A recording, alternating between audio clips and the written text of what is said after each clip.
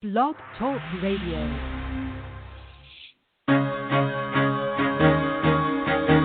Carol the Coach.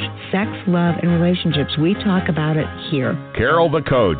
Compassion with contemporary relevance. I am a psychotherapist. I can be your personal life coach, and I can help you with your issues. There are no problems too small or too big. You can talk about anything. Speaker, columnist, radio TV host, and commentator.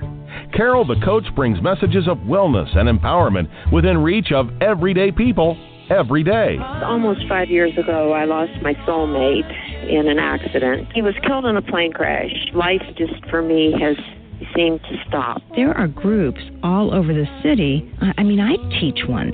It is a specific way to start thinking so that you shift how you see the world, which then shifts your energy, and then you feel better and you actually see things differently. Carol the Coach. Always available, too, at carolthecoach.com. Now, I've got Russell on the line. I'm 47 years old. I'm a truck driver. I'm married. I have a wife in San Francisco. Okay. I haven't been home in 6 months. My thing is, I don't know if I have a sex addiction or what the problem is. Why do I want what I can't have? And as soon as I can have it, I don't want it anymore. You're right on target when you say, I don't know if I have a sexual addiction. Well, guess what? Yes, you do. And you know what? That's my specialty, Russell. So you're at the right place. Continue. I meet women online, and I'm in a different part of the country. I travel all 48 states, so I love sex. I hear self-esteem issues. You never felt good enough, and you didn't feel like you were getting what you should have then, and you're reenacting that now. Do you want to change that about yourself? You get what you need.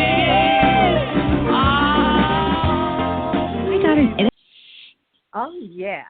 I got an interesting guest on today, and I'm telling you, he believes in shifting energy too.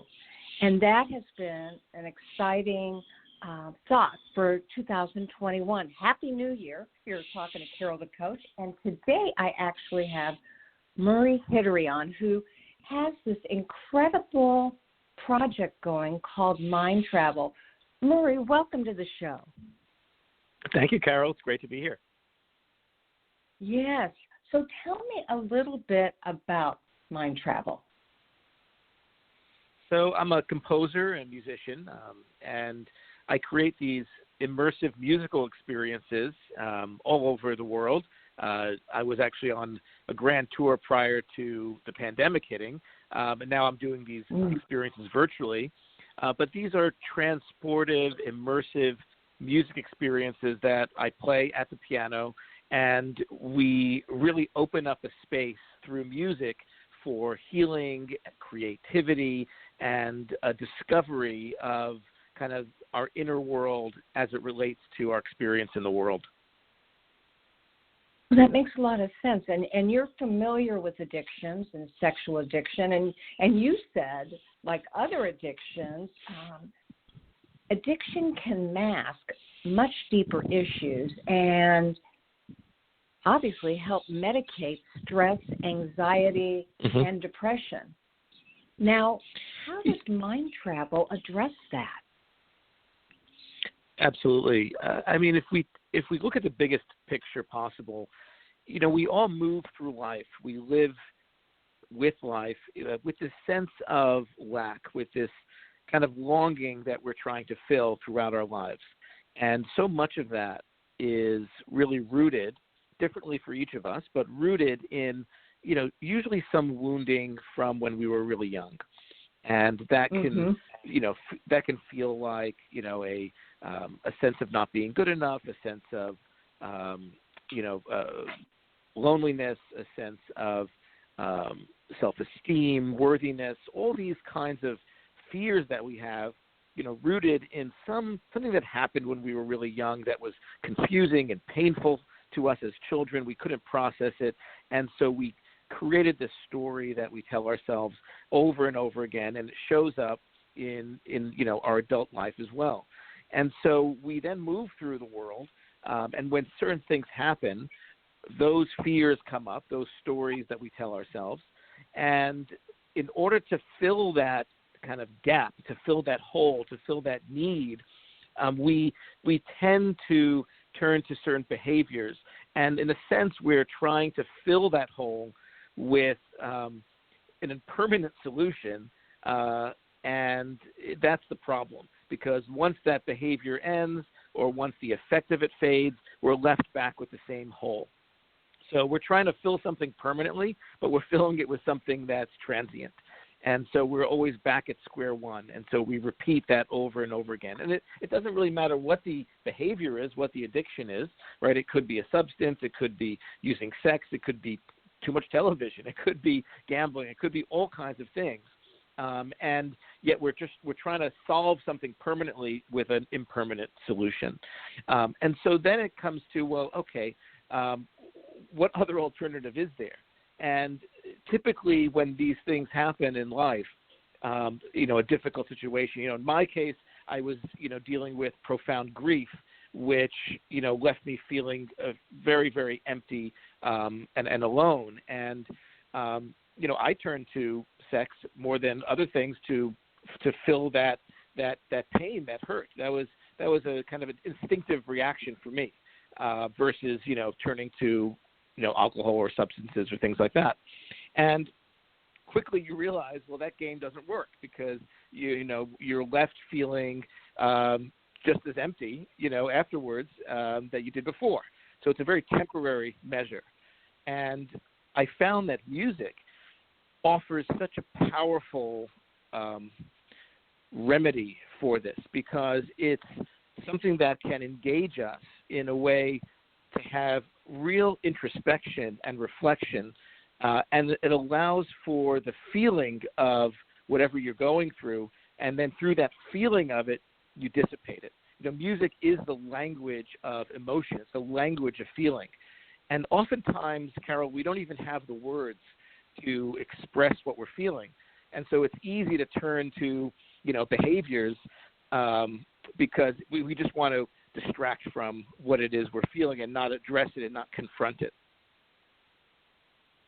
Well, that makes a lot of sense. And, I also believe that natural chemical dopamine gets produced when you're listening to music, and that probably helps that shift in the brain, because I know you're all about the brain, and you understand how to move out of those states of depression, anxiety, and, as you indicated, grief.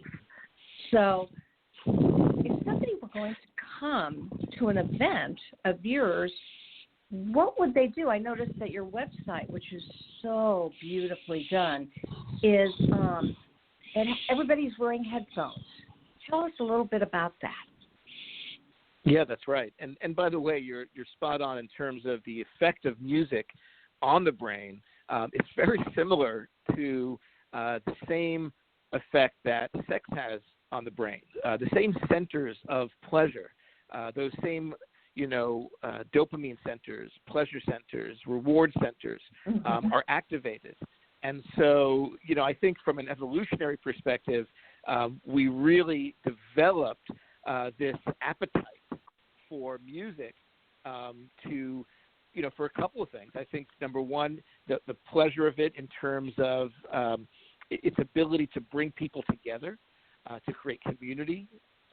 Music always historically, from an evolutionary perspective, was a community activity. It's not something you really did alone. Only today do we think of music as something a bit more solitary because we have the invention of recordings, right? But think back for how many thousands of years, right? We didn't have recordings, so music was a communal activity. And so coming together provided healing in and of itself. So if somebody was down and out, if they were dealing with some kind of, painful moment, they were going through grief, they were having, difficulty in life, even physical pain, by even coming together, there is healing in community. In the Jewish tradition, there's the when you are grieving a loved one, you have the 7 days called the sitting of Shiva, the 7 days of mourning. And the tradition there, like many other traditions, is to have community come together. They bring the food, and they sit with you, and they spend that week with you. No one should be grieving alone. And there's And it's not that they're saying anything special. It's just that the community element, the being together, is in and of itself healing. And so now when we look at, say, a live musical experience, like the kinds we, create all around, we bring people together because that in and of itself has a healing property to it.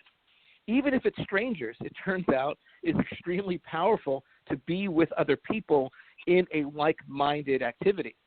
And research also shows that, especially music, when a group of people are listening to the same music at the same time, like they would be doing at a MindTravel concert experience, their brain waves are actually resonating in consonance, right? They're in the same brainwave state, which creates a coherence between the audience, between the group. So everyone's literally, the energy of the group is the same as the music unfolds. And so when they arrive Well, I was just going to say, and I'm a big believer as a life coach that we're all really of the same consciousness anyway. We just have to figure out a way to bring that all together. And so, you're speaking my language here in terms of when somebody's dealing with addiction or even the opposite, partner betrayal, there's no doubt that connection is the antidote to addiction and suffering, right? Absolutely. And music plays such a beautiful role in curating connection because it can express what is, in many cases, inexpressible, ineffable. We don't have the words for it, so we turn to music, and especially this kind of music that I'm playing and composing with MindTravel.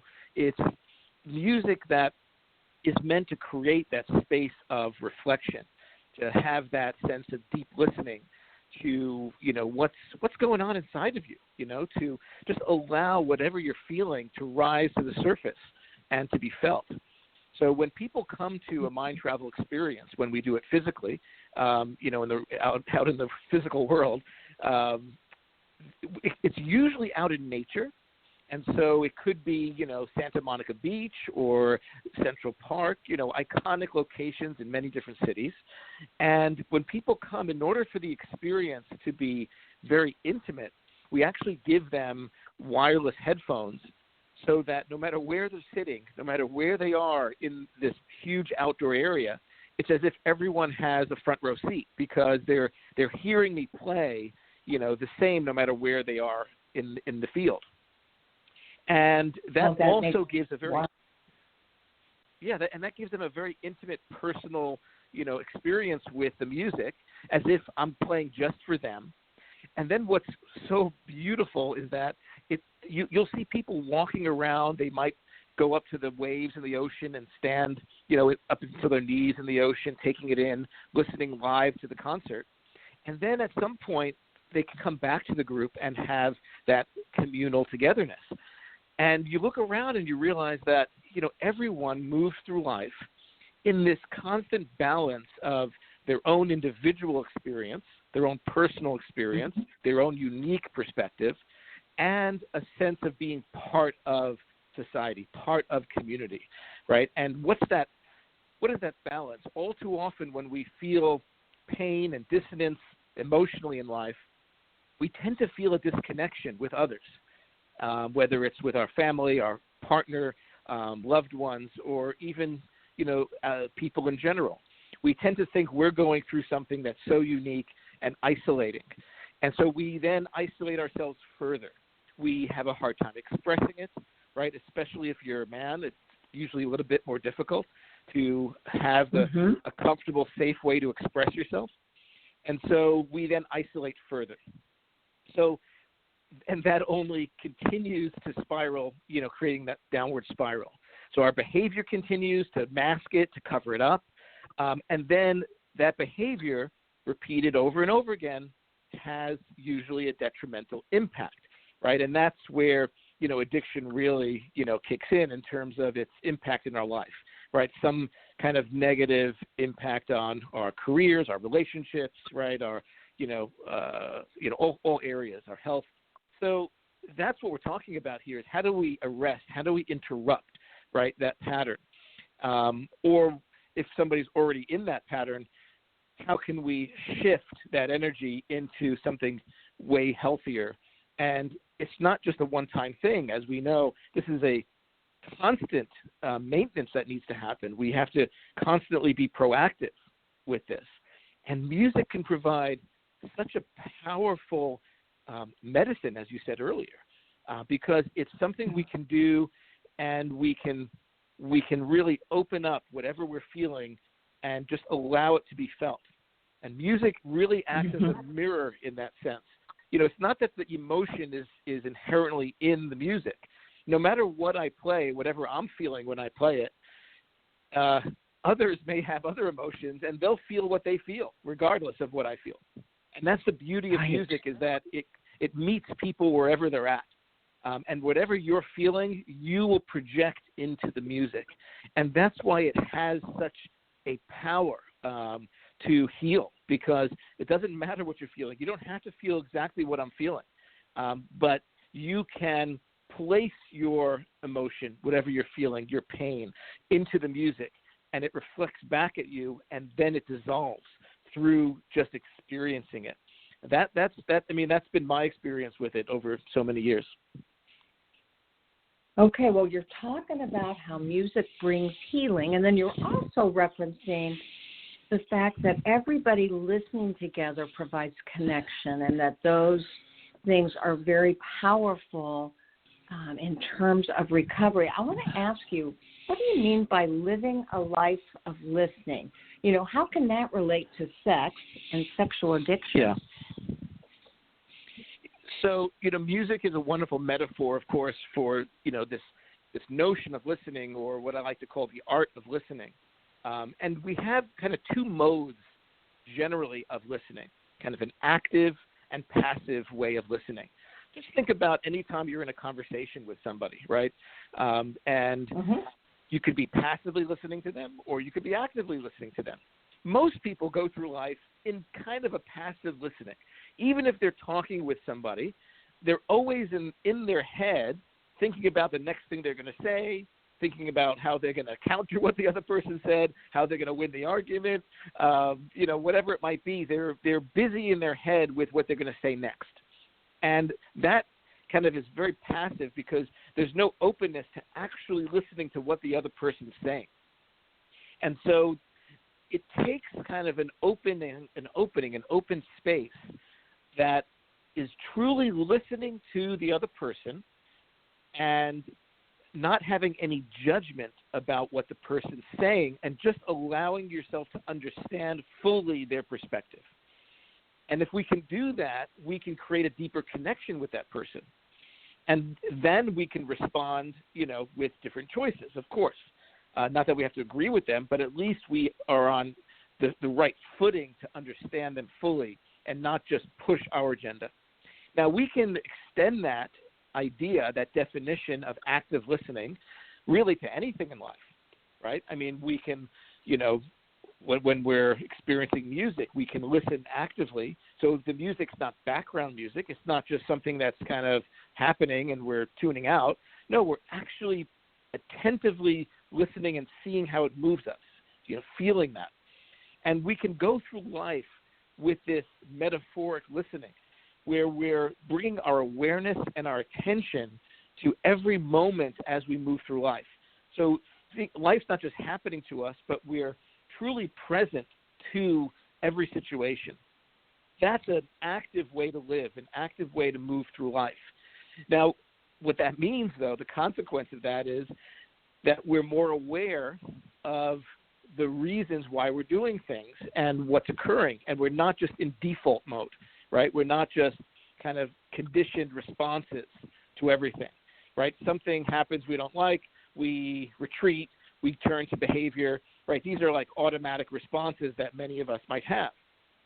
And so being an active listener, having deep listening, means something happens, it sets you off, it triggers you, you feel a certain way, maybe that wound we discussed earlier, right, of, I'm feeling rejection, I'm feeling, something threatening me. Instead of instinctively going into some behavior that we might have done in the past. Here, we create some space and we just allow it to sit there as we analyze it, understand it, and then by listening to it, we can now observe it in a different way and have a different reaction. And so instead of let's just take the example of turning to sexual behavior. Well, there's a lot of reasons why we might have sexual relations with somebody, right? It's not like they're all created the same. Some might be healthier than others. So in the listening of kind of what's happening with us, right, physically, emotionally, what's our motivation for the behavior we're about to take? So instead of just being on autopilot like a robot, what's the motivation for what we're about to do, right? Is it because I want to express, true love for someone I'm with? Is it a lustful act? And that's okay too. But it's just good to check in to see, what's going on with me. I just want to be clear with the intention of what I'm about to do. And so that's the kind of relationship with our actions that creates a lot more freedom, right? And takes us out of that autopilot mode. No, that makes a lot of sense. And, I really believe that there are 3 principles to creating more happiness. And one of them is to stay in the moment and to be present and to train yourself to do that. And I know that when I work with sex or sex addiction, and we're talking about how do you regain that physical intimacy, it's all about being in the present, and it's all about sensate focus, and it's about looking at your partner and enjoying him or her and talking with him or her and really staying cognizant of how sacred the moment is during sex. And sex addiction has really ruptured that for a couple. And when they're able to get back to that, that connectivity is so important because they're staying in the moment. And, of course, that keeps them from thinking about the past or worrying about the future, which are also very, very helpful. Yeah. When we think about being in the when we think about being in the present moment, Carol, and that's a term that a lot of people may have heard. Maybe they have some experience with meditation, or they've heard it before. Well, what's the real benefit, right, of being in the present moment? Now, of course, like in reality, all we can be is living in the present moment. That's just by kind of definition.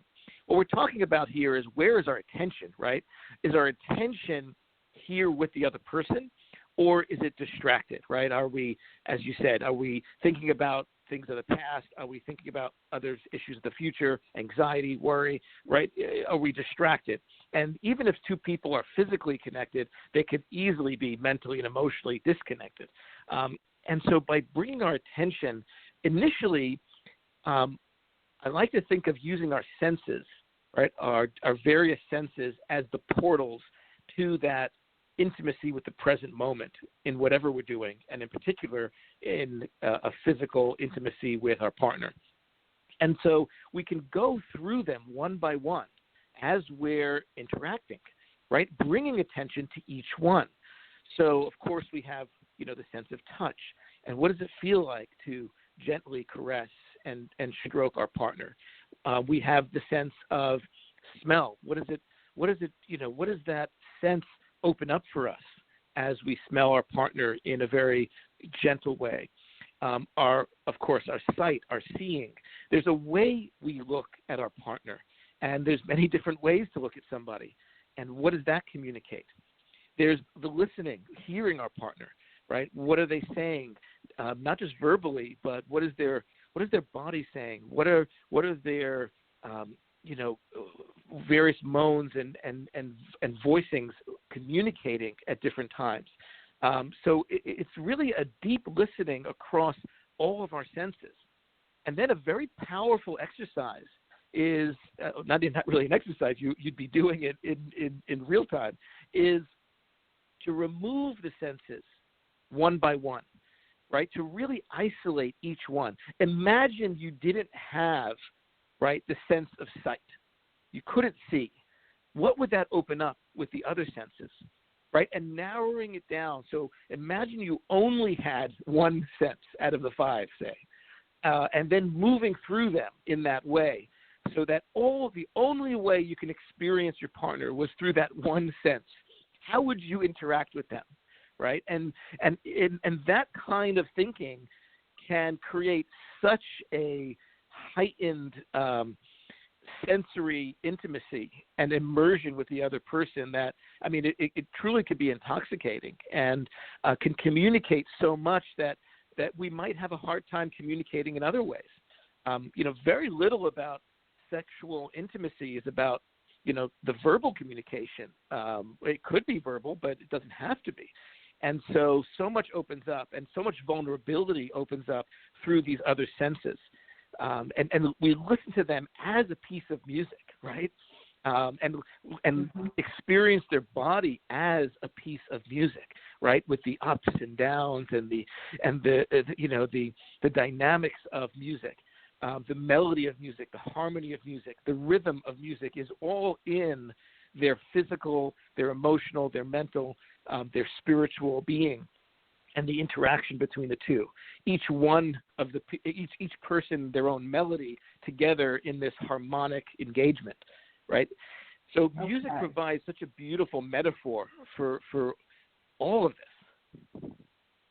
So let me ask you a couple of questions before we end. First of all, I'm sure we have really triggered in some people the desire to take a look at your website and to find out more about the things that you were doing prior to COVID and what you're hoping to do in the future. So tell everybody, how can they get to your website?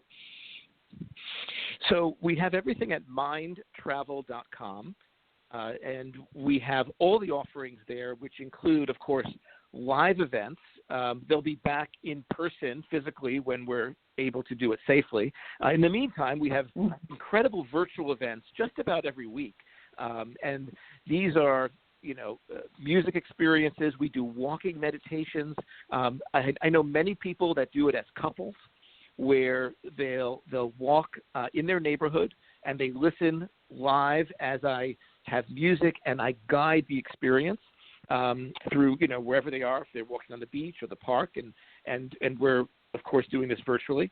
There are many other experiences, and then a whole library of music and guided meditations for many different areas of life, from focusing at work to helping sleep to reducing anxiety and other things. And then all of that is in this MindTravel Mastery community, where you can then meet and connect with other like-minded people that really get that there's so much freedom and choice to be had when we make the space, when we listen, create some space for possibility. And music is an incredible tool to do that, especially when the music's composed specifically to do that, which is what it is. And so that's really the idea. Yeah. So I want to ask you, because, again, you're speaking so much like a coach. I mean, you have some terminology that you talk about that I think would be very helpful to our listening community, and that is radical responsibility. And I got to tell you, my first and most important coaching principle is that I'm 100% responsible for my behavior, no matter what happens to me in life. So can you explain to our listening audience in 2 minutes or less, what is radical responsibility from your point of view? Absolutely. And it's important to distinguish it, for me, from, radical responsibility. Why don't I just call it responsibility? And, of course, it is a sense of responsibility. The question is, what happens when you're in a moment of life where, from your experience, right, whatever has happened to you is so terrible, you have such an excuse to blame the other person, and therefore you don't move forward in your life in a certain way. I think we could all relate to that kind of situation, right? Especially if somebody's dealing with something very difficult, like, certain abuse, or, something has happened to them in that sense. There's such a a sense of being a victim, rightfully so, that moving forward is very difficult.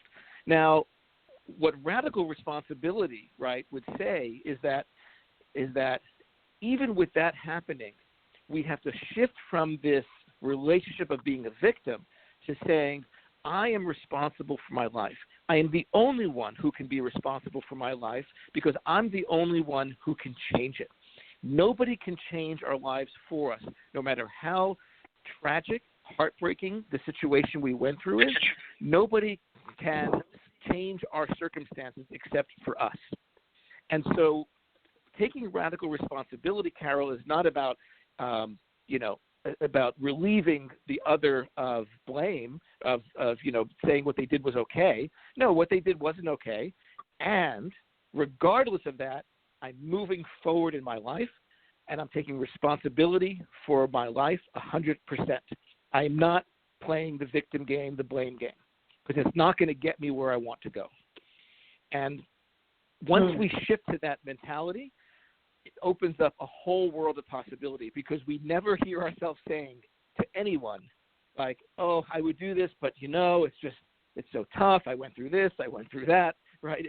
We don't enter into that dialogue, because it's just going to keep us mired in that situation. So if we want to move forward, if we want to have the best life possible, we want to have freedom, we have to kind of take that full radical responsibility.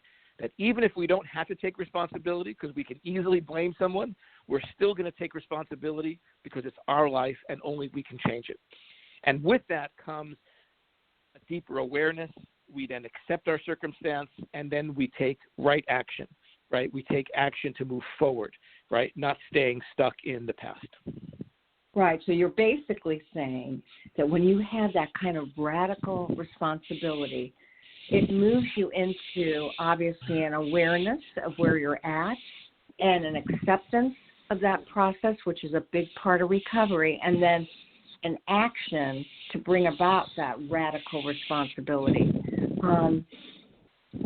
So that's right. Obviously, that's right. How might you see somebody who betrayed their partner sexually moving into that process and implementing radical responsibility into their life for them? Now, if somebody is the actual perpetrator in a given situation, then it's even easier, because taking on responsibility means you're owning your behavior, right, 100%. And you're not saying, well, I was, wounded as a child. I observed, my dad cheated on his, on my mom, and so I saw that modeled behavior, and so that's why I do it. None of that matters, right. It doesn't matter, because ultimately it's your choices, and they're either, hurting or not hurting someone. And in this case, right, the example you gave, your behavior, no matter how it was conditioned, how you learned it, is hurting someone. And the moment we take full responsibility for that, right, we bring all of it into our awareness. We then accept that we did it. We accept the hurt. We don't try to find excuses for it, because there'll always be excuses. There'll always be justifications, right? And especially when it comes to partnerships, what's the classic thing we always hear, right, Carol? We always hear, well, yes, I did cheat, I did do that, but, I wasn't getting the attention from my partner, and, he or she was, traveling too much, and, whatever. There's always an excuse, right? And ultimately, we have to toss that out the window. Now, it doesn't mean that doesn't get addressed. Sure, if there's issues that can create more intimacy, that's getting in the way of intimacy, yeah, of course, let's address it. But the buck has to stop with us, with our behavior. And only then can we then move forward and then take action that's going to repair it. Or if it's appropriate, maybe people don't need to be together, right? It's not a must. It depends on whether they should be together or not and what's best for both of them. But either way, they move forward with more compassion, right? For each other and for themselves and for these circumstances. And music can really be the kind of, grease the wheels of the whole thing, if you will, right?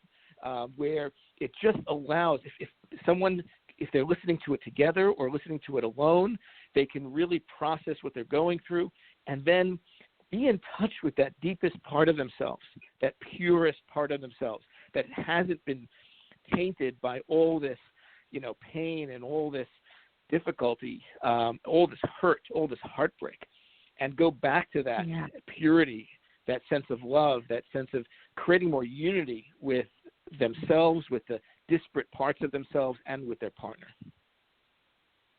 All right. Well, we have to end for today, and you've certainly given, again, our listening community some hope that they can get to that place.